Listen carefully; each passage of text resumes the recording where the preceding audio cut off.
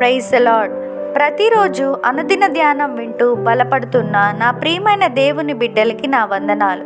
ఈ దినము ప్రభు అయిన దేవుడు పరిశుద్ధ గ్రంథంలో నుండి మన కొరకు ఇచ్చిన వాగ్దానం రోమీలకు రాసిన పత్రిక 8వ అధ్యాయం 11వ వచనం.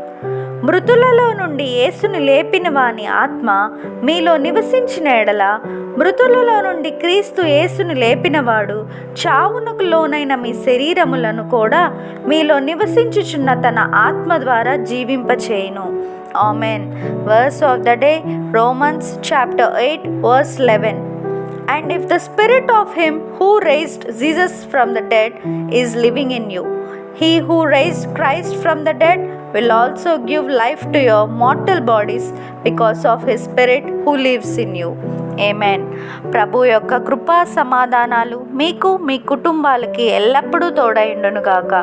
పరిశుద్ధ దేవుడు ఈ వాగ్దానం విన్న మీ అందరికీ మీ జీవితాల్లో అద్భుత కార్యాలు యేసు నామములో జరిగించును గాక.